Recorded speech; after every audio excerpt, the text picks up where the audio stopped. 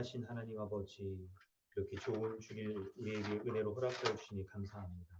우리가 교회로 함께 모여 우리 주 예수 그리스도, 우리의 구원자이시며 우리의 주관자 되시는 주님 앞에 예배합니다.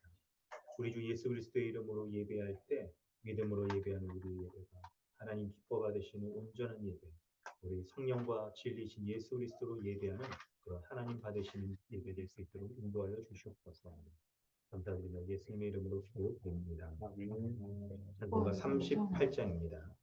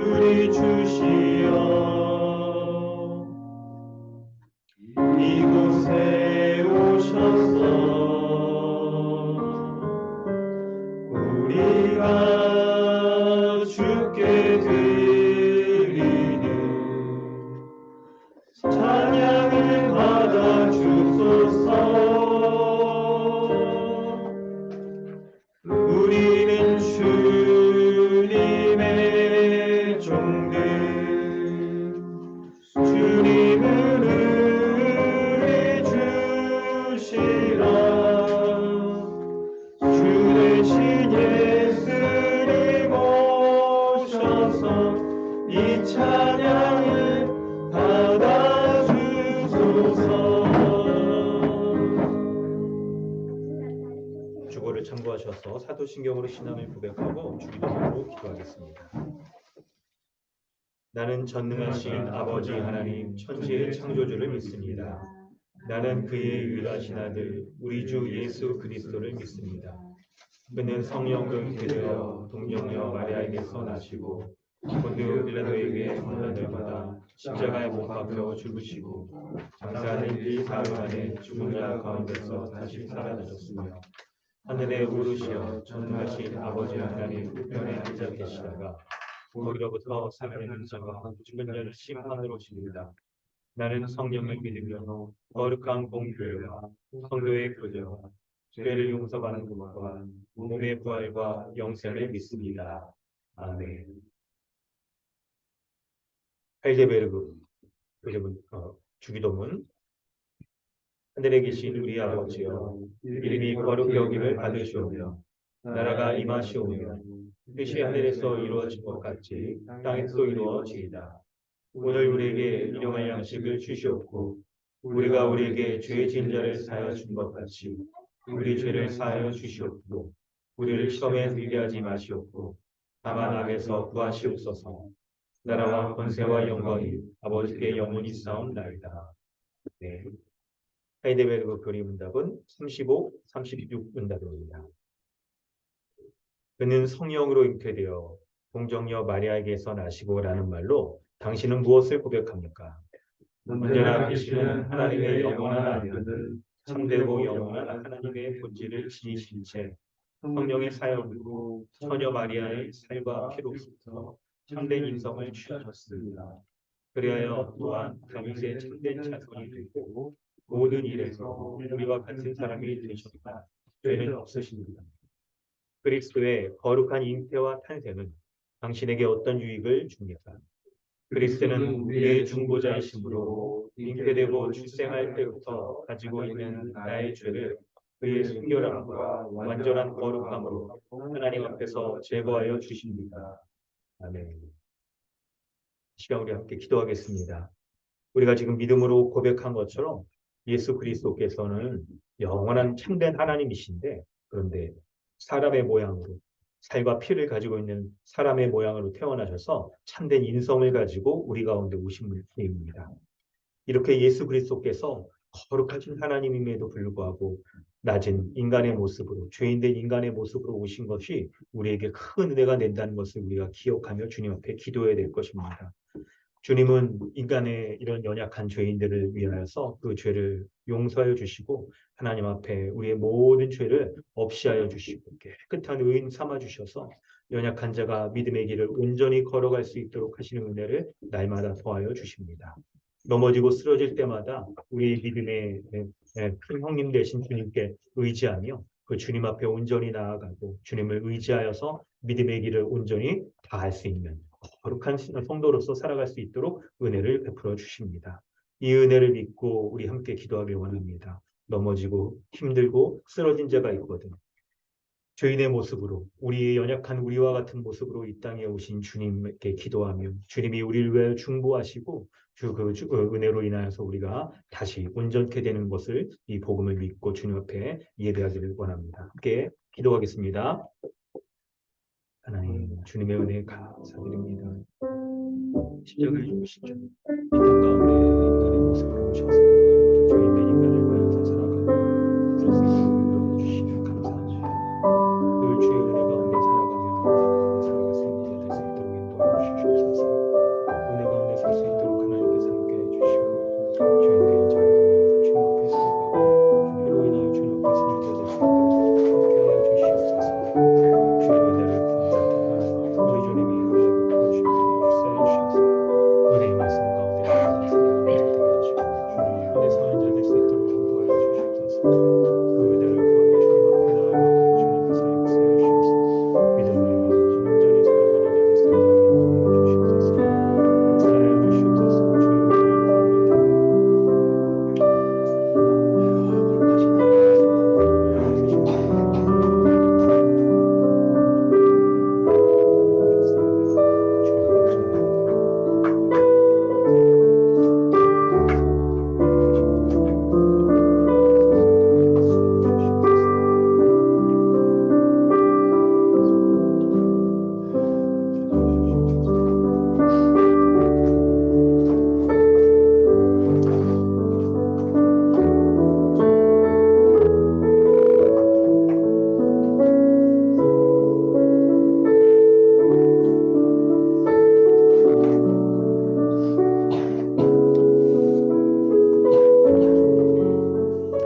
하나님 아버지, 주님의 은혜에 감사드립니다. 거룩하신 예수님을 우리와 같은 인간의 모습으로 이 땅 가운데 나게 하여 주셔서 죄인된 자의 연약함과 그 악함을 모두 아시고 주님이 십자가에 감당하셔서 우리와 같은 자를 주님처럼 거룩하고 온전한 자 삼아 주시니 주님의 은혜 감사드립니다. 그 주님께서 우리를 위하여 중보하여 주셔서 하나님 아버지께 드릴 만한 온전하고 거룩한 자로 날마다 이렇게 서게 하여 주시는 은혜 감사드립니다. 그 은혜 덧입고 그 긍휼 덧입고 주님 앞에 나아가 예배하오니 우리 예배 가운데 주님 함께하여 주시고 인도하여 주시옵소서. 감사드리며 예수님의 이름으로 기도드립니다. 아멘. 찬송가 310장 찬양한 후에 신규일 농부단님 배워주십니다.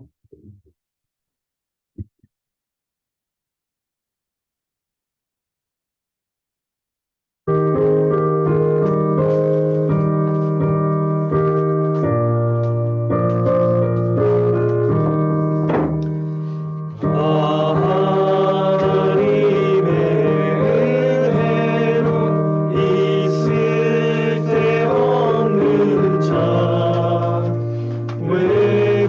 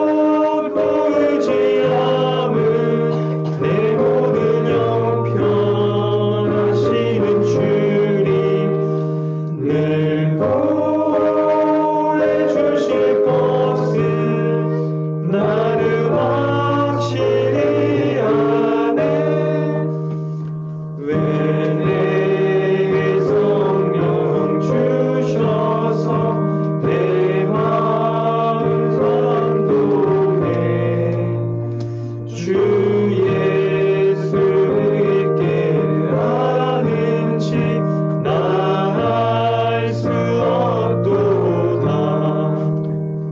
내가 믿고 또 의지함은 내 모든 형편하시는 주님 늘 보호해 주실 것을 나는 확실히 아네. 왜 언제가 임하실지 오 밤의 홍낮에 또 주님 만날 그곳도 난 알 수 없도다. 내가 믿고 또 의지함은 내 모든 형편하시는 주님 늘 보호해 주실 것을 나는 확신이 하네.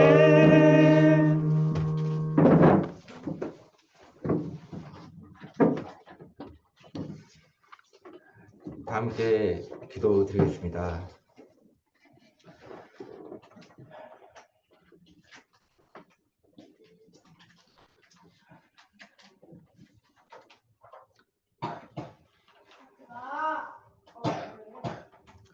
하나님, 은혜에 감사드립니다.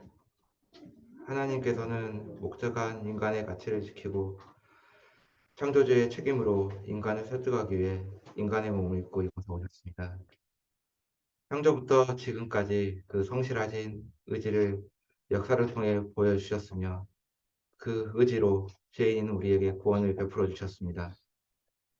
그러기 위해 우리 주 예수 그리스도께서 십자가에서 우리의 죄를 대신하여 우리가 받을 형벌을 받으셨으며 그로 인해 우리는 그의 의를 얻고 하나님 나라라는 풍성한 복을 교회를 통해 누릴 수 있게 되었습니다. 우리는 이러한 큰 은혜를 입었지만 여전히 우리는 제약된 세상 가운데서 죄를 짓고 살아가고 있습니다. 마음으로는 한 몸 된 교회로 서로 사랑하며 섬기며 살아야 한다고 알고 있지만 우리 행동은 그러지 못하였습니다. 내 이웃을 내 몸과 같이 사랑하라 하셨습니다. 하지만 우리는 그러지 못하였습니다. 예수님께서는 일곱 번뿐만 아니라 7번을 이르면까지 용서를 하셨습니다. 하지만 우리는 그러지 못하였습니다. 우리는 자신의 눈을 속에 있는 들보라는 뿔뿔은 보지 못하고 형제에 있는 티를 빼라 하였습니다. 주님, 우리의 죄를 용서하여 주시기 원합니다. 긍휼히 여겨주시기 원합니다. 주님, 우리가 죄와 싸워 승리하는 삶을 할 수 있도록 도와주시기 원합니다. 강동 주님의 교회 이지상 목사님을 위해 기도합니다.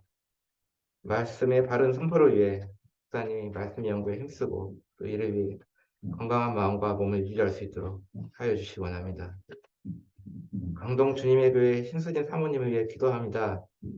목회자의 배울 자로 감당해야 할 사명과 교회의 리더로서 사명을 잘 감당할 수 있도록 그 삶에 부족함이 없도록 하여 은혜 채워주시기 원합니다. 교회 아이들을 위해 기도드립니다. 우리가 가정에서 아이들을 내버려 주지 않고 매일 말씀으로 가르쳐 주님 맡겨주신 청직의 사명을 다하게 하시고 우리 아이들이 참된 교회 안에서 말씀으로 잘 양육되게 자라가게 하여 주시기 원합니다. 교회 초소 이전 과정에 있습니다. 주님, 교회 인트리 용사부터 우리가 그곳에 들어갈 때까지 모든 과정 하나님께서 함께해 주시기 원하며 이 과정이 어렵고 힘들더라도 한 몸됨을 잘 지켜 우리의 몸이 된 교회로 설 수 있도록 주님의 몸된 교회로 설 수 있도록 하여 주시기 기도합니다. 이미 우리에게 주신 복음의 은혜의 풍성함과 그 은혜에 대한 진정한 감사로 평안 누리게 하여 주시기 원하며 예수 그리스도의 이름으로 기도드립니다. 아멘.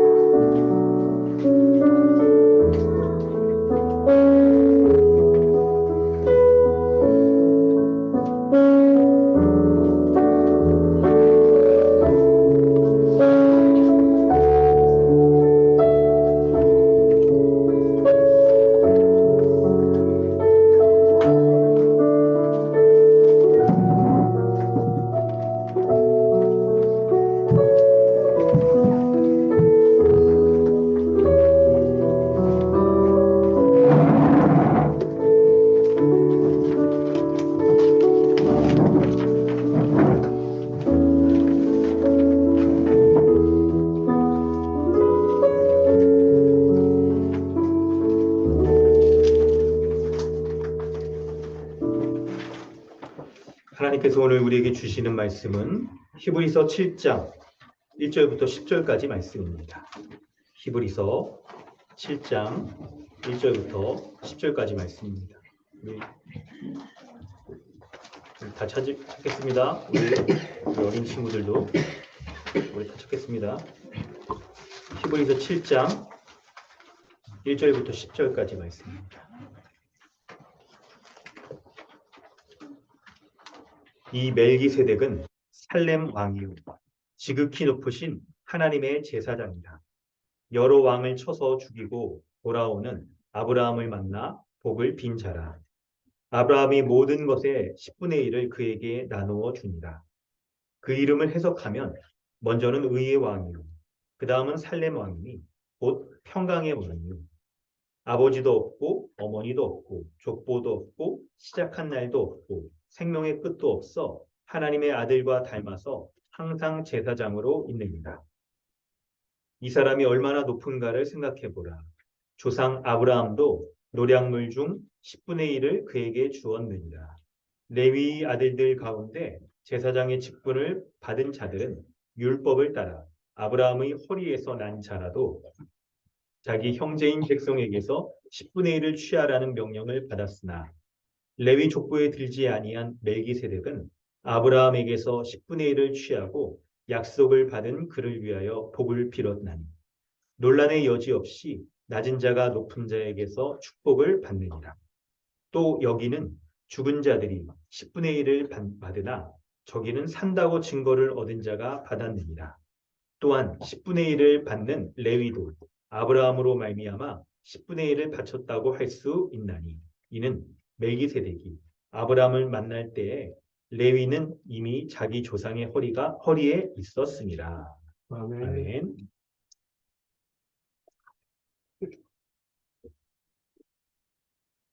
할렐루야. 아멘. 네, 오늘도 우리 예배 자리 나오신 모든 우리 성도 여러분 주님의 이름으로 환영합니다.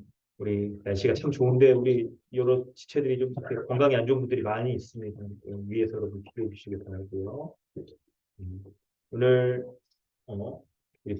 히브리서 7장 1절부터 10절까지 말씀을 보도록 하겠습니다. 그럼 내용을 이렇게 쭉 읽어보셨는데 우리 멜기세덱에 대한 그런 이제 말씀들이 여기 기록이 되어 있죠.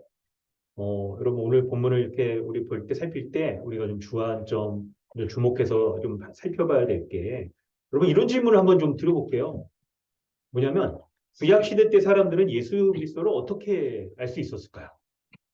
그렇죠? 예수님이 구약 시대 때는 이렇게 뭐 직접 성경에 기록된 모습으로 활동을 하지 않으셨잖아요. 구약에 예수님이 안 나온단 말이죠. 그런데도 여러분 구약의 사람들이 예수님을 알 수 있었을까라고 할 때 예수님을 알 수 있도록 하는 그 힌트가 있습니다. 아주 중요한 부분이 있어요. 너무나도 선명하게 나와 있는 게 있는데 바로 오늘 본문에서 멜기세덱을 지칭하여 표현하는 이 모든 것. 멜기세덱이 하나님의 아들을 닮아서 항상 제사장으로 있었다는 것을 통하여서 멜기세덱을 보면 구약에 있었던 사람들이 예수님이 어떤 분이구나 하는 것들을 알 수가 있는 것이고 특별히 오늘 히브리서 본문에 여러분 이 수신자가 누구라고 그랬죠? 유대인 이방인. 유대인이죠. 히브리서니까. 히브리.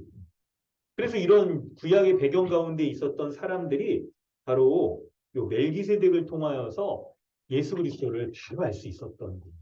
그래서 이런 내용들을 우리 오늘 살펴보려고 하는데 본문의 내용 살펴보면 알겠지만 구약에 대한 내용들이 서로 이렇게 비교가 되고 있어요. 멜기세덱과 구약의 제사장이었던 레위의 제사장과 비교를 하면서 멜기세덱이 훨씬 구약의 제사장들보다 뛰어나다라고 일단 이해를 한 다음에 그리고 그 뛰어난 멜기세덱보다 예수님이 훨씬 뛰어나신 분이다 하는 것을 우리가 오늘 살펴보게 될 거예요.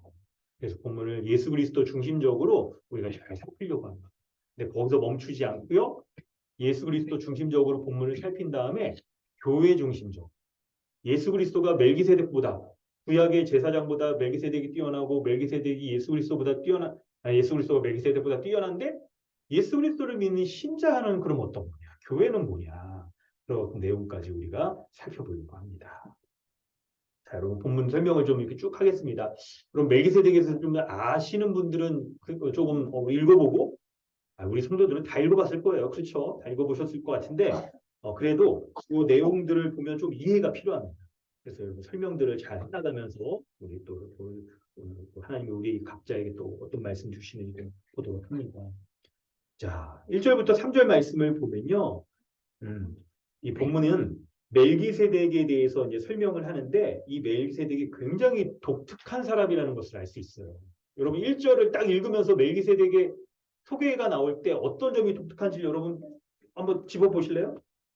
이 멜기세덱은 살렘 왕이요 지극히 높으신 하나님의 제사장이라 여러 왕을 쳐 죽이고 돌아오는 아브라함을 만나 복을 빈지라. 이게 창세기 22장에 나오는 일이거든요. 이제 이거 관련해서 이렇게 내용들을 살필 때 멜기세덱의 직분이 왕이자 제사장이라고 이렇게 설명을 하고 있어요. 여러분 1절의 이 표현을 여러분 굉장히 낯설게 읽기를 하셔야 돼요. 왕이자 선지자인 그런 인물이라고 소개가 되어 있는 게 굉장히 이게 독특한 표현인 거예요.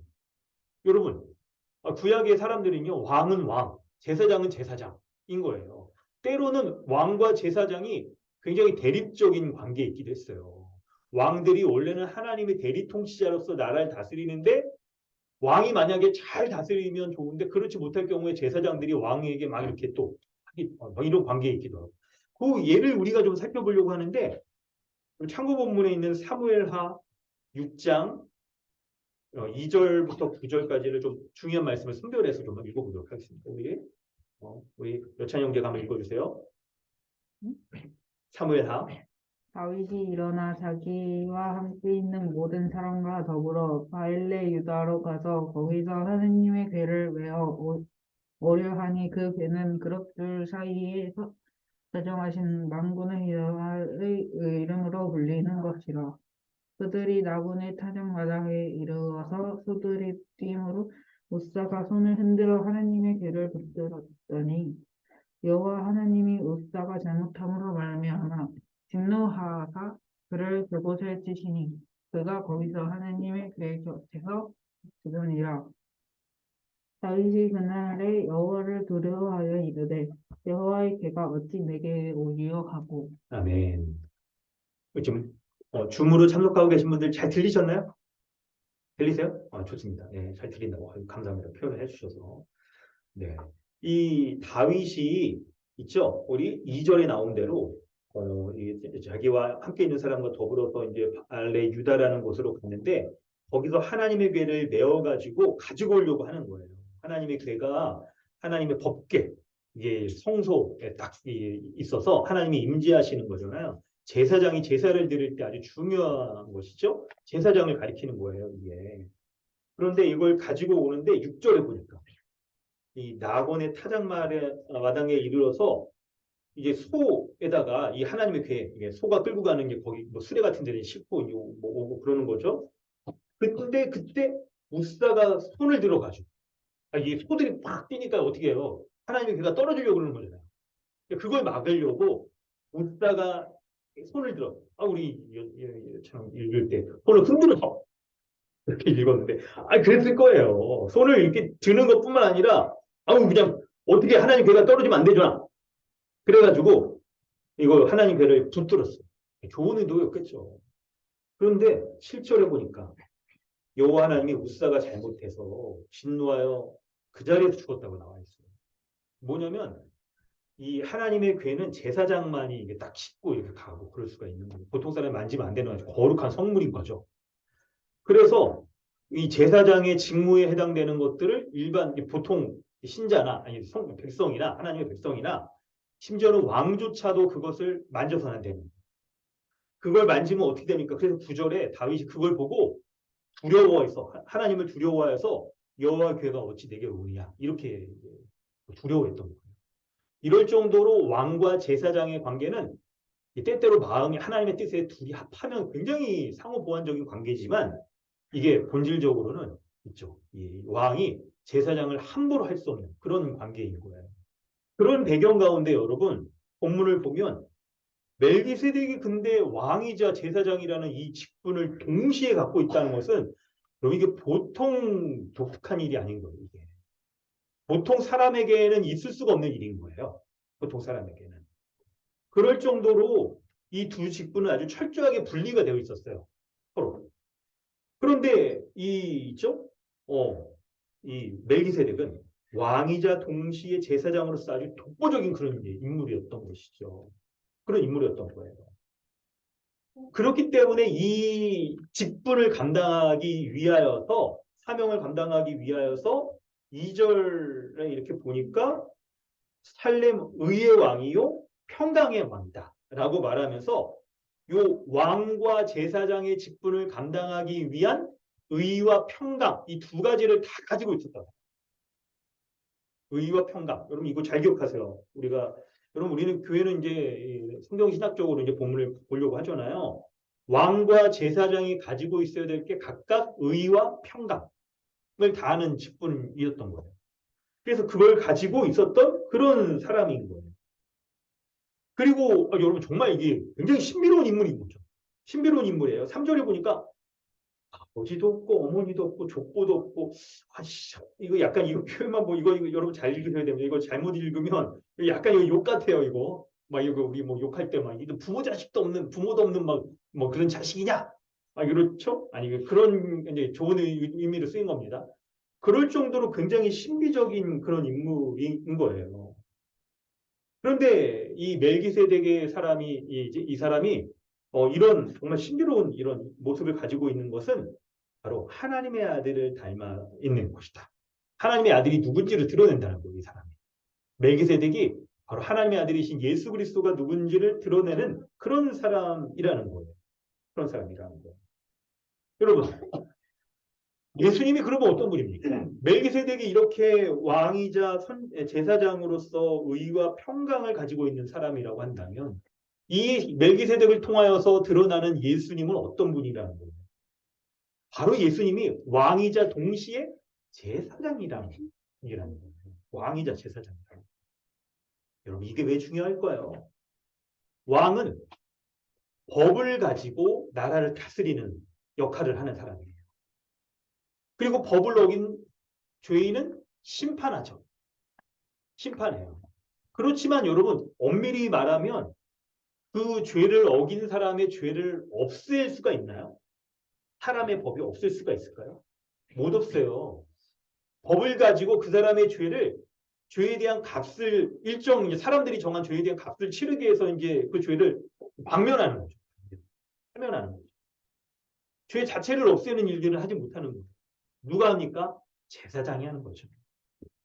하나님 앞에 제사를 드림으로 말미암아 죄인된 자가 자신의 죄로 인하여 죽어야 마땅한데 그런 죄인을 위하여서 하나님 앞에 인간의 죄를 하나님 앞에 고하여 제사 드림으로 말미암아 평강을 누리게 하는 일들, 죄 용서함을 받아 평강을 누리게 하는 일들을 제사장이 하는 거예요.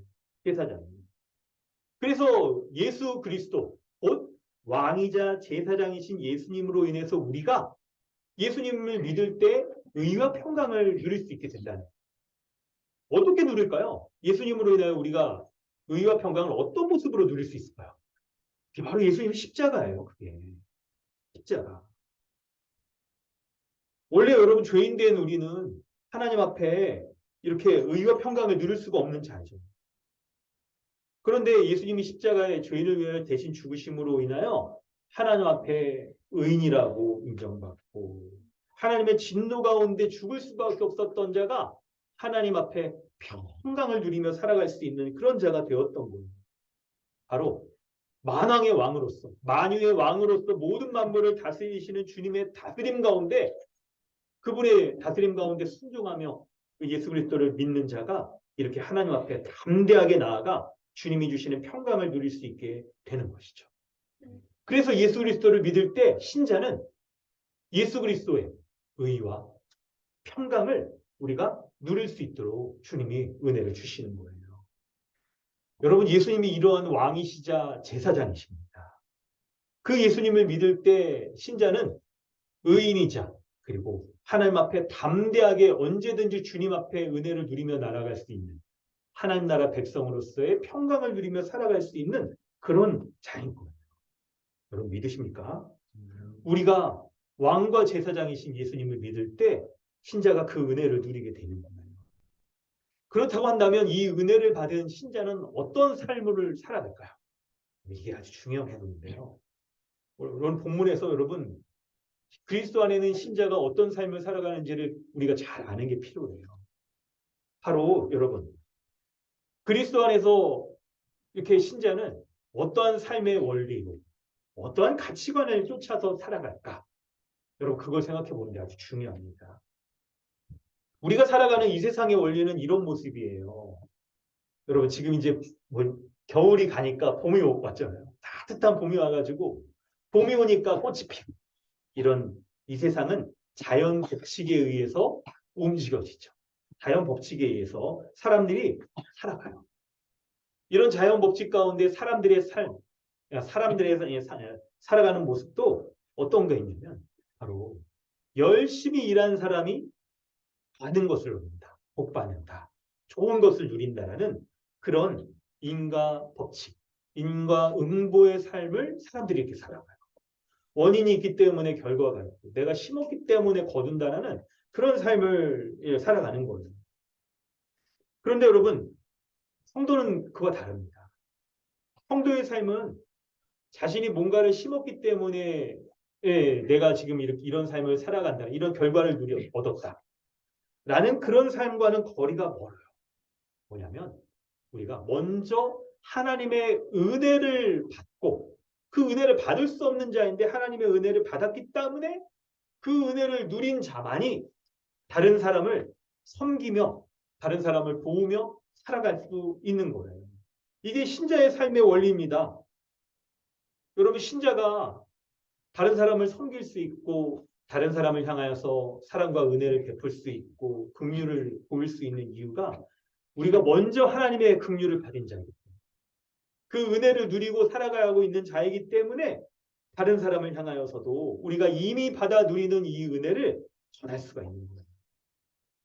예수님이 그런 분이셨잖아요. 예수님. 왕이자 제사장이셨는데 지극히 높으신 왕이어서 왕으로서 그분이 사람들을 다스리고 마음에 안 들면 그냥 다 심판하고 전혀 무방하죠. 그렇게 해요. 그런데 왕이신 예수님께서 연약한 죄인들을 인간들을 위하여서 그분이 제사장으로서 그 연약한 인간들이 회복되도록 하기 위하여서 사람들을 섬기고 그분이 낮은 인간의 몸을 입고 연약한 인간의 몸을 입고 오신 거예요. 여러분 우리 몸이 연약하기 때문에 어떻습니까? 병들고 마음이 힘들고 또 여러 가지 사람들과의 관계 속에서도 어려운 문제 가운데 닥쳤을 때 우리는 힘들어한단 말이에요. 그런데 예수님이 그런 죄인들, 연약하고 힘든 죄인들을 위하여서 그 죄인의 몸을 가지고 이 땅에 오셨잖아요. 그 이유가 뭐래요? 그 이유가 뭐래요? 왜 그렇게 하셨다는 거예요? 그분이 왕이시지만 제사장으로서 이런 연약한 죄인들을 약한, 악한 이런 죄인들을 위하여서 오셨다는 거예요. 죄인들의 회복을 돕기 위하여서 그런 죄인들이 하나님 앞에 평강을 누리며 회복되며 살아갈 수 있도록 하기 위하여 오셨다는 거예요. 할렐루야. 그런 주님을 믿는다고 한다면 성도는 어떤 삶을 살아야겠습니까? 그럼 참고본문 한번 읽어볼까요? 우리 이하진 친구, 이하진 형제 마가복음 8장 34절 한번 읽어보세요.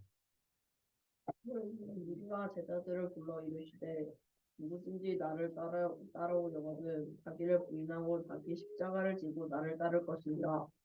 아멘. 여러분, 예수님은 제자들에게 예수님을 따라가려거든 자기를 부인하고 자기 십자가를 지고 주님 따르라고 말씀하셨습니다. 그렇게 하신 이유, 이 모습이 바로 이거예요. 이게 바로 왕이자 제사장으로서 그리스도 안에서 살아가는 신자의 모습입니다. 예수님은 왕과 제사장으로 죄인을 위하여서 이 땅에 오셨고 은혜를 베풀어 주셨습니다. 그리스도 안에 거한 신자는 바로 우리는 누구냐면 여러분 놀라지 마세요. 당신은 왕과 제사장입니다. 왕이자 제사장이라는 거예요. 여러분 한번 따라해 보겠습니다. 나는 그리스도 안에서 왕이자 제사장이다. 나는 그리스도 안에서 왕이자 제사장이라는 거예요.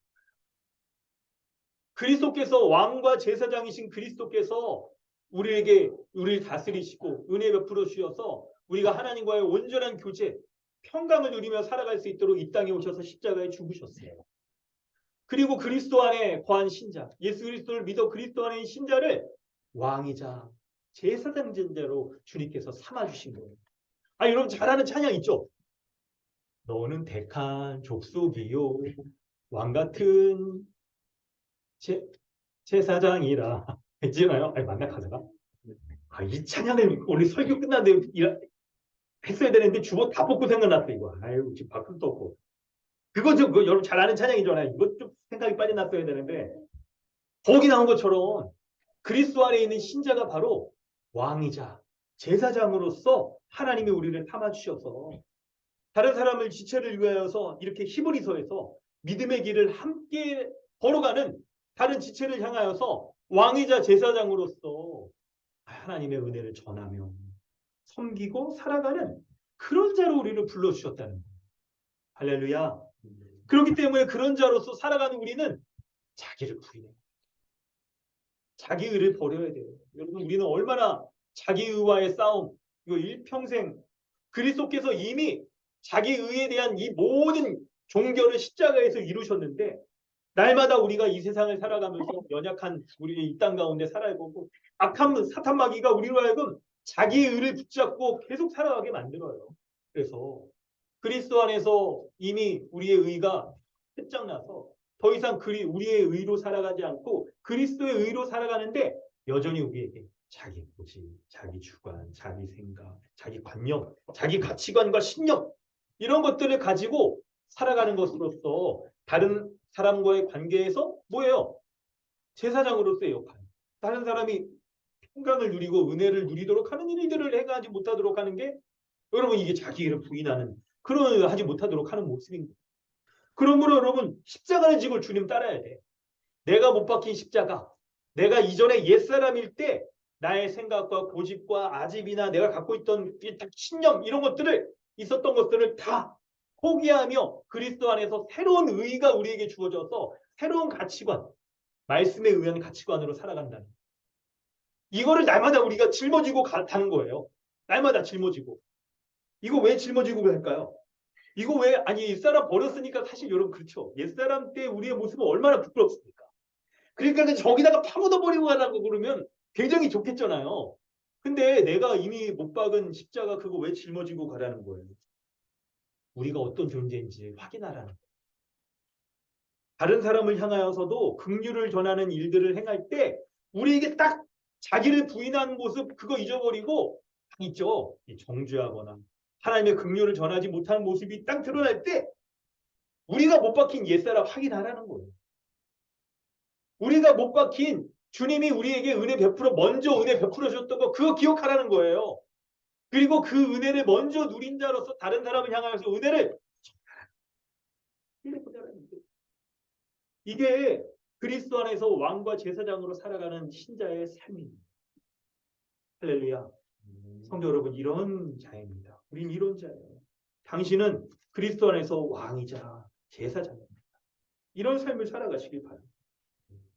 우리가 이런 삶을 살아갈 때 놀랍게도 우리가 이런 삶을 살아갈 수 있도록 하는 그 놀라운 은혜가 4절부터 7절에 멜기세덱에 대한 또 다른 표현을 통해서 우리가 확인해 볼 수 있어요. 4절부터 여러분 7절 한번 볼까요? 4절부터 7절 보면 멜기세덱에 대한 설명이 여기 또 나옵니다. 오늘 2절에서도 좀 연결되는 부분인데 아브라함의 이 모든 것의 10분의 1을 아브라함이 멜기세덱에게 주었다라고 하는 표현이 있잖아요. 바로 이 모습인데요. 아브라함이 여러분 이제 이게 있죠? 아까 말씀드렸다시피 창세기 22장에 아브라함이 있죠? 이 이방에 그냥 그 가나안 족속의 아주 큰 왕들하고 싸웠을 때 하나님의 큰 능력으로 승리를 거뒀어요. 큰 승리를 얻어서 거기 적들의 물품들, 노량물들을 다 획득해서 이제 돌아오는 거예요.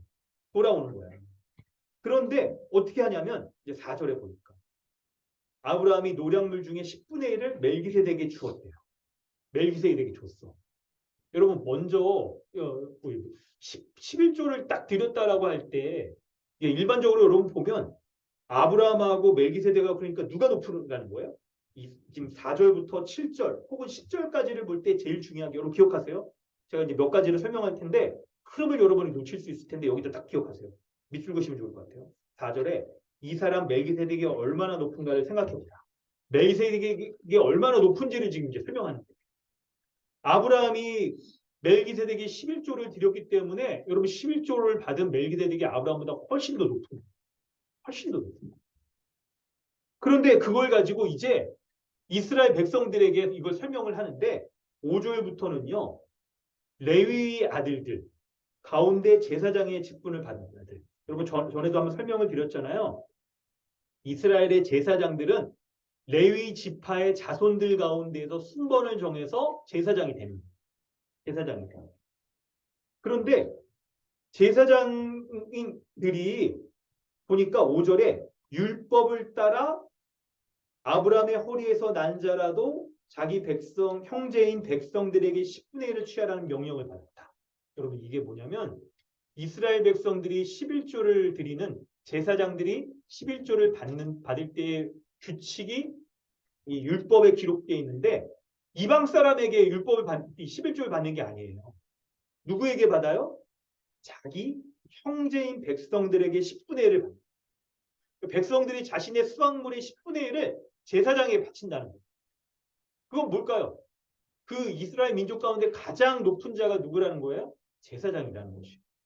그리고 11조의 원리가 이 제사장들의 삶을 책임지는 거잖아요. 그럴 때 자기 형제, 이방인들에게 받는다 그러면 제사장이 이방 나라에서 세상 나라에서 일을 해서 일에 대한 몫으로서 받아야 되는 것인데 그렇지가 않고 형제들 중에 10분의 1을 받는다는 것을 통해서 이스라엘 백성들이 제사장들을 부양하는 역할들을 잘해서 교회가 이 이스라엘 민족 전체가 하나님 앞에 제사하는 제사 공동체로서의 역할들을 잘 감당하는 일들을 하도록 율법에 이게 규정이 돼 있어요.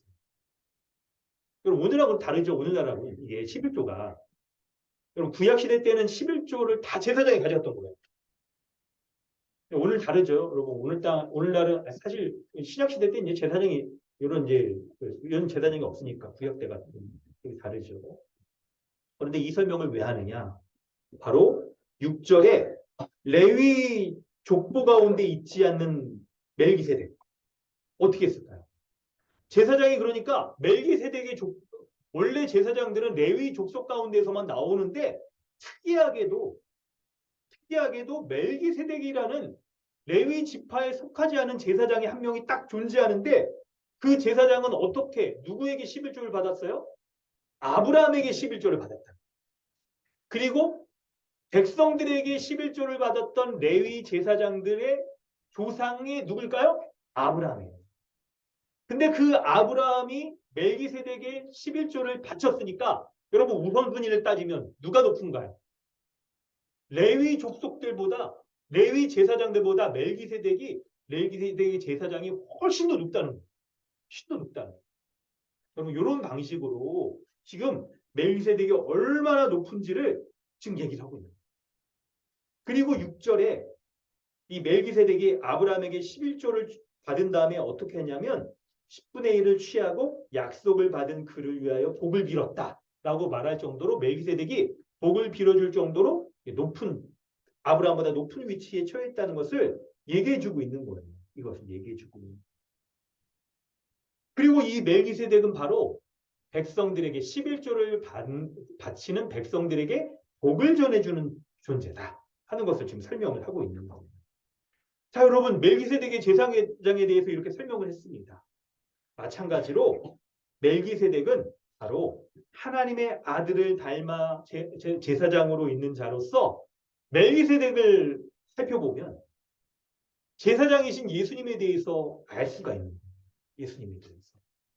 여러분 예수님은 어떤 분이라는 거예요? 어떤 분이라는 거예요? 여러분 지금 이렇게 우리 가족들도 아프고 그래서 지금 예배도 이렇게 막 하고 잘 집중해서 하고 계시는데 키워드 흐름을 놓칠까봐 말씀을 드리면 두 번째 문단 2절부터 7절까지의 키워드는 바로 4절 처음에 나온 높은 지위, 우월함이에요. 핵심 키워드가. 4절부터 7절에 멜기세덱이 얼마나 높은 지위를 가지고 있는 제사장이며 왕이자 제사장이냐? 그걸 설명해 주는데 바로 그 모습이 예수님이 왕과 제사장으로서 얼마나 높은 지위에 있는 얼마나 우월하신 분인가 하는 것을 설명해 주고 있는 거예요. 여러분 멜기세덱이 이렇게 비교조차 아브라함이 이스라엘 민족의 조상이잖아요. 그런데 그 조상에게 11조를 받을 정도로 정말 높은 위치에 있는 사람인데 그런데 예수님은 멜기세덱과 비교조차 할 수 없는 그런 우월하신 하나님이신 분, 존귀하신 하나님이는 거예요. 그런데 그분이 존귀하신 가장 우월하신 분인데 자신을 희생하여 십자가에 죽으셨잖아요. 그것으로 인하여 모든 백성에게 복을 빌어줬어요. 뭐예요? 사람들의 모든 불의가 다 해결되어지고 바로 속량되어서 하나님 앞에 평강을 누리며 살아갈 수 있는 은혜를 베풀어 주신 거예요. 대제사장이신 왕이자 대제사장이신 주님의 희생으로 말미암아 예수님을 믿는 성도가 주님이 주시는 의와 평강의 모든 복을 완전히 소유할 수 있게 된 거예요. 할렐루야. 이 은혜를 누릴 수 있게 됩니다. 그렇다고 한다면 여러분 성도가 이렇게 그리스도 안에서 완전한 복을 받아 우월하신 주님으로 의와 평강의 복을 받아 살아가는 자인데 근데 여러분 아실 게 있습니다. 뭐냐면 우리가 살아가는 이 세상에서 우리는 이제 어떤 삶을 이렇게 살아야 되는지 이걸 알 필요가 있어요. 여러분 두 번째 단락의 키워드가 뭐라고 그랬죠? 좀 전에? 뭐라고 그랬죠? 맞죠? 맞아요. 네, 감사합니다. 얼마나 높은가? 우월한가? 우월한 지위를 가지고 있는가? 이걸 생각해 보는 거예요. 근데 성도 여러분 어떻습니까? 우리가 살아가고 있는 이 세상에서 우리가 잘 체감하고 있어요, 사실. 우리가 살아가고 있는 이 세상은요, 권력을 가진 사람이 낮은 사람들을 억압하고 우위에 점해서 그가 갖고 있는 여러 가지의 지위, 힘, 이런 걸 이용해서 사람들을 착취해요. 그걸 여러분 당연시 여기며 살아가요. 당연시 여기며. 그렇기 때문에 사람들은요, 이 세상을 살아가면서 다들 그냥 공부도 열심히 하고 돈도 많이 벌고 하여튼 그래서 높은 지위에 오르려고 말단에 서기 원하는 사람이 있는 사람이 누가 있겠습니까? 높은 데에 앉고 싶죠. 그런데 주님은 어떤 분이실까요? 주님은 영원한 왕 중의 왕, 가장 우월하신 분이신데 그런 주님께서 자신을 희생하심으로 말미암아 가장 낮은 우리와 같은 자에게 복을 빌어주신 분, 가장 높은 지위를 가진 우월하신 주님께서 가장 비천하고 낮은 우리를 위하여서 죽으셔서 어떻게 하셨을까요? 사람들에게 복을 빌어 주었어요. 어떤 복이에요? 왕과 제사장으로서 주시는 복이 뭐라고 말했습니까? 여러분 기억나세요? 아까 처음에 첫 번째보다 그렇죠? 의와 평강. 그리스도로 말미암아 의를 누린 신자가 참된 평강을 누리며 살아가는데 그 평강이 첫 번째 평강은 하나님과의 온전한 관계가 회복되어 십자가의 수직적 관계에서 하나님 앞에 언제든지 담대히 나갈 수 있는 그 평강이 그런데 또한 그 평강은 바로 사람과 사람 사이에 완전한 하나됨으로 누릴 수 있는 그 평강, 십자가의 수평의 평강. 뭐예요? 사람과 사람이 이 세상에서는 서로 경쟁하여서 서로가 서로를 이렇게 있죠. 다른 사람을 이용하고 밟고 올라서고 그걸 이용해서 자신이 높은 지위를 점하려고 하고 살아가잖아요. 그렇게 살려고 하잖아요. 그런데 이런 삶의 모든 것들이 그리스도 안에서 완전히 깨어집니다. 의와 평강을 온전히 그리스도 안에 있는 신자는 누려서 사람과 사람이 더 이상 서로를 경쟁하고 갈등을 하며 이용하고 서로를 높아지려고 하는 이 모든 것들을 다 버리고 하나님 나라의 완전한 평강을 누리며 서로가 서로를 사랑하고 섬기고 다른 사람을 남이 아닌 바로 가족으로 여기며 살아갈 수 있는 것이 그리스도 안에서 주님이 주시는 평강의 삶입니다. 이 모든 것을 바로 주님의 몸된 교회 가운데 은혜를 베풀어 주시는 겁니다.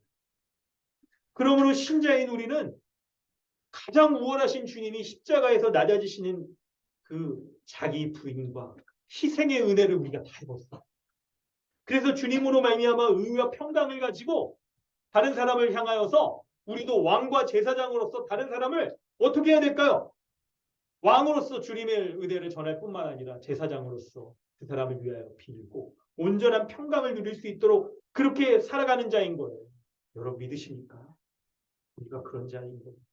왕과 제사장의 삶을 살아가는 자. 그래서 여러분 우리 안에 이걸 없애자고 하는 거잖아요.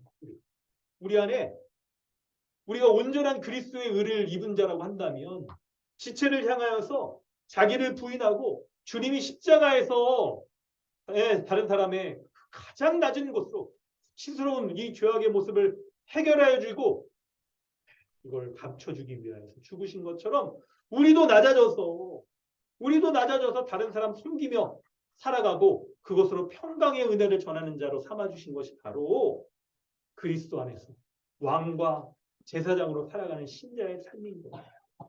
할렐루야. 여러분 이런 은혜의 삶 살아가시기를 주님의 이름으로 축원합니다. 우리 세 번째 문단에 보면 8절부터 10절에 그런데 한 가지 더 생각할 게 있어요. 여러분 우리가 살아가는 이 세상은 왕과 제사장으로서 우리가 살아가는 이 세상은 여러분 세상의 유혹과 악한 세력의 공격 가운데 우리가 노출되어 살아갑니다. 그때 우리가 어떻게 주님이 왕과 제사장으로서 우리에게 의와 평강의 복을 주신 것을 우리가 끝까지 붙잡고 이거 놓치지 않고 살아갈 수 있겠는가? 여러분 이거 생각해야 돼요.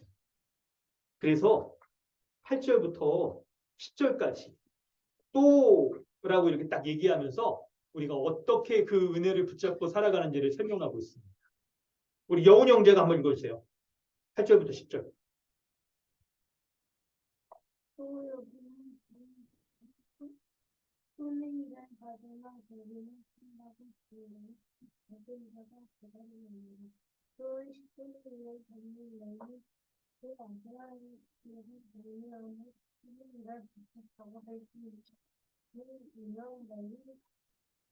멜기세덱이 아브라함을 만날 때에 레위는 이미 자기 조상을 잊었습니다. 여러분 우리가 어떻게 유혹과 이 악한 세력의 공격 가운데에서 이 의와 평강을 계속 붙잡고 이렇게 살아갈 수 있는지 본문이 답을 줘요. 본문이 답을 줘요. 8절에 뭐라고 하냐면 여기는 저기는 이걸 대조하고 있잖아요. 여기는 죽을 자들이 10분의 1을 받으나 저기는 산다고 증거를 얻은 자가 받았느니라 라고 말할 때 바로 여러분 레위 족보에서 태어난 제사장들은 다 죽을 자예요. 다 죽었잖아요.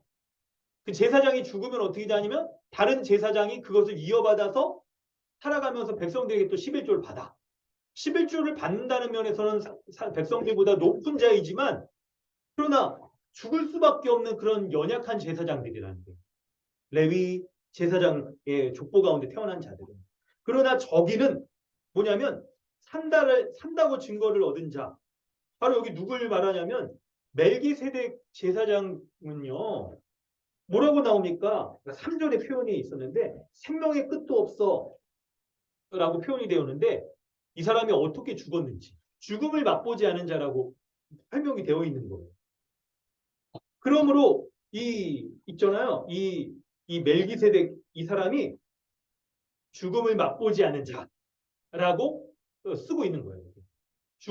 레위 제사장들은 다 죽음을 맛봤어요. 그런데 멜기세덱이라는 이 제사장은 생명의 끝이 없어. 죽음을 당하지 않은 자라고 이렇게 딱 얘기를 하고 있는 거예요. 여러분 바로 이 모습이 예수 그리스도가 어떤 분인지를 설명해 주고 있어요. 여러분 예수님은 어떤 분이십니까? 예수님은 한 번 죽음을 당하셨습니다. 십자가에 죽으셨어요. 그런데 다시 죽지 않고 영원히 하나님의 보좌 우편에서 지금 우리를 위해서 왕과 제사장으로서 과정하며 살아가시는 분이시죠. 그분이 하나님의 보좌 우편에서 뭐 하실까요? 예수님 십자가에 죽으시고 다시 죽지 않으시고 승천하셔서 하나님의 보좌 우편에 앉으셨잖아요. 그곳에서 뭐 하실까요? 왕과 제사장으로 살아가시는 거예요. 뭐 하시는 거예요? 바로 우리를 위하여서 왕과 제사장으로서 지금 일하시는 거예요. 예수님이 왕으로서 일하셔서 우리를 다스리셔서 교회의 머리로서 주님의 몸된 우리를 교회를 충만하게 하실 뿐만 아니라 예수님이 제사장으로서 죄인을 위하여서 복을 빌고 죄인의 긍휼을 베풀어 주셔서 죄인이 하나님 앞에 이 평강을 누릴 수 있도록 지금도 죄인을 위하여서 빌어주시는 거예요. 이 역할을 하시는 거예요. 이 역할을. 그래서 주님이 왕으로서 다스리시고 제사장으로서 긍휼을 얻을 수 있게 하여 주셔서 이 역할을 지금도 하늘 보좌에서 우리에게 하시기 때문에 우리가 교회로서 왕이자 제사장이신 주님 안에서 의와 평강을 잃어버리지 않고 살아갈 수가 있는 거예요. 할렐루야. 이 말씀 생각해 보니까 갑자기 여러분 우리 교회 이름을 우리가 제대로 짓고 있는 것인가 막 이런 생각을 해보게 돼요. 막 왕으로서 주님이 다스리잖아요. 그래서 주님의 교회, 우리가 주님의 교회 아닙니까? 머리이신 주님께서 교회의 머리로서 왕이신 주님이 교회의 머리로서 지금 다스리시는 거죠. 왕으로 다스려요. 그래서 주님의 다스림을 받는 교회. 그러니까 우리가 주님의 교회. 근데 제사장으로서 주님이 우리 교회에 계시는데 뭘까요? 제사장으로서 주님이 연약한 죄인들이 회복되고 긍휼을 누릴 수 있도록 하여 주셔서 그 주님의 회복의 은혜를 주님의 몸된 하나된 가족 가운데 이걸 누리게 하시는구나. 그렇다면 우리는 주님의 가족교회. 막 이렇게 되는 거죠. 이런 모습이. 하여튼 막 이렇게 뭔가 지금 연결점을 찾으려고 막 이렇게 막 애쓰고 있어요. 막 이렇게 막 교회 이름이 약간 바뀔 수도 있는 시점 가운데 있어서 바뀔 수도 있고 안 바뀔 수도 있어요. 그렇습니다. 여러분 오늘 말씀은 이제 결론을 맺으려고 해요. 왕이자 제사장으로서 지금도 살아계셔서 죽음을 당하지 않으시고 주님의 몸된 교회를 다스리시며 긍휼을 베풀어 주시는 주님을 믿는 교회로서 우리는 어떻게 살아갈 수 있을까요? 교회인 우리가 이 땅 가운데 처했을 때 교회는 그리스도로 강하고 그리스도로 인하여서 여러분 정말 영광스럽습니다. 그러나 여러분 이 땅의 삶은 이미와 아직의 삶이잖아요. 아직 완전하지 않아요. 이미 거룩하나 아직 승리를 완전히 승리하지 않았다고. 그래서 우리는 연약해. 넘어져. 악한 영적 공격에 속아. 그런데 우리가 주님 주신 의와 평강 이거 어떻게 온전히 붙잡고 잃어버리지 않을 수 있단 말이에요. 그 신앙의 비결이 성화의 삶의 비결이 승리의 비결이 지금도 주님께서 하늘 보좌에서 왕과 제사장으로서 우리 가운데 함께 하시기 때문에 왕으로 다스리셔서 우리에게 영원한 의를 누리게 하셔서 죽음의 이 공포로부터 심판의 저주로부터 피하게 하셨고 제사장으로서 긍휼을 누리며 살아갈 수 있는 자 되게 하셔서 하나님의 심판 가운데 우리가 저주 가운데 두려워하며 살 수 있는 이 완전한 이 삶을 완전히 바꿔놓으셨단 말이에요. 이게 바로 죽음을 당하지 않으시고 생명을 영원히 누리시는 예수 그리스도로 말미암아 주님의 교회가 죽음을 피하며 살아갈 수 있는 비결입니다. 죽음의 공포, 실패, 영원한 실패를 당하지 않으며 살아갈 수 있는 그 은혜가 바로 주님으로 말미암아 교회에 주어진 거예요. 할렐루야. 그렇기 때문에 여러분 그리스도 안에 있는 왕과 제사장인 교회는 죽음의 공포가 완전히 여러분 해결되어져 있는 그런 자인 거예요. 여러분 한번 생각해 봅시다. 이걸 적용해 보면 여러분 일반적으로 사람들은 다 그렇잖아요. 죽음에 대한 그 공포를 다 가지고 있어요. 여러분 그거 당해보면 여러분 얼마나 이게 죽음이란 게 사람과 피할 수 없고 한번 우리가 직간접적으로 장례식장이라도 아니면 가족이 누군가를 한다거나 이런 거 겪어보면 죽음이란 게 얼마나 두려운 것인지 우리는 잘 알아요. 그래서 그 죽음을 피하려고 얼마나 조치를 많이 합니까? 그래서 뭐 보험도 들죠. 여러분 보험 드셨어요? 들었습니다. 다 보험 들고 살죠. 뿐만 아니라 건강관리해가지고 이게 어떻게든지 그냥 죽음을 피하거나 아니면 죽음을 늦추려고 우리는 애쓴단 말이에요. 심지어 그 정도로 아프진 않더라도 우리의 모습 가운데 죽음의 그림자가 드리우는 것을 막기 위해서, 한마디로 노아 현상이 이렇게 늙고 이러는 걸 막기 위해서 우리가 얼마나 우리에게 관리를 많이 합니까? 뭐예요? 있죠. 안티에이징 해가지고 그냥 눈가에 주름 있는 거, 이 주름이 다 죽음의 전조 증상 아니에요? 죽음에 대한 두려움을 사람들이 다 하고 그거 피하고자 하기 때문에 여러분, 그걸 여러분 사람들 앞에 막 드러내놓고 사는 사람 아무도 없습니다. 어떻게 하든지 그냥 있죠. 그냥 주름 방지 그 달팽이 크림 그런 거 바르기도 하고 그냥 필러 그냥 주사만 꽂아 넣기도 하고 그냥 그러면서 그냥 나는 죽음을 피하는 사람으로서 생동감 있게 보이려고 얼마나 우리 애쓰며 살았는지 몰라요. 이 크림 다 바르고 있습니다. 짜조로만 생기고 바르고 있어요. 여러분들 다 그러시죠? 집에 가보면 다 있을 거예요.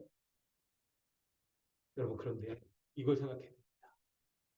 성도는 여러분 죽음을 두려움을 완전히 피한 그런 자라는 걸 여러분 기억하셔야 돼요.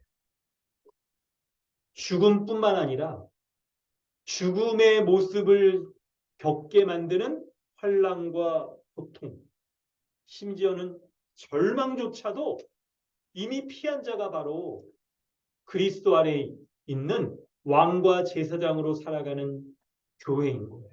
할렐루야. 여러분 가운데 환난이 있습니까? 고난이 있습니까? 어떤 절망하고 있는 상태에 있습니까? 그때 기억하세요. 왕과 대제사장으로서 하늘 보좌에서 지금도 왕으로서 다스릴 뿐만 아니라 대제사장으로서 우리를 위하여 지금도 기도하고 계시는, 빌고 계시는, 간구하고 계시는 주님 떠올려 보세요. 그 주님 붙잡으세요. 그 주님. 여러분 가운데 현재 문제가 있습니까? 환난의 문제, 고난의 문제, 절망의 문제가 있습니까? 그런데 그 문제로 인하여서 우리가 죽음의 고통을, 두려움을 누리며 겪으며 살아가고 있을 때 기억하세요. 아무리 그런 문제가 커도 그 문제보다 더 큰 죽음의 세력을 해결하여 영원히 죽지 않고 지금도 왕과 제사장으로서 다스리고 계시는 주님을 붙잡으세요. 주님이 왕으로서 다스리시며 주님이 제사장으로서 우리를 위하여 빌고 계시다는 사실을 기억하시길 바랍니다. 그걸 붙잡는 게 믿음이에요. 그거 붙잡을 때 우리 다시 일어설 수 있는 것이죠. 그거 붙잡을 때 왕과 제사장으로서의 사명 감당하며 자기를 부인하고 자기 십자가를 지고 주님 끝까지 따라갈 수 있는 것을 믿으시기를 주님의 이름으로 축원합니다. 우리 시간 기도하겠습니다. 여러분 하나님께서 주신 은혜의 말씀 붙잡고 기도하길 원합니다. 예수 그리스도 그분은 왕이자 제사장이신 분이십니다. 다스리시며 죄인된 연약한 자를 위해서 지금도 간구하고 계시는 분이에요. 그 주님 믿고 의지하며 살아갈 때 우리가 왕과 제사장으로서의 사명 잘 감당하여서 지체를 받고 지체를 사랑하고 섬기고 죄악 가운데 있는 자에게 주님의 은혜를 전할 수 있는 사명 잘 감당할 수 있는 것임을 믿고 우리가 먼저 의와 평강의 은혜 이미 주신 것 온전히 누리게 하여 주시옵소서. 그 은혜로서 왕과 제사장으로서 다른 사람을 섬기는 삶을 잘 살아갈 수 있는 은혜 베풀어 달라고 우리 이 시간 함께 기도하도록 하겠습니다. 베풀어 주시니 감사합니다.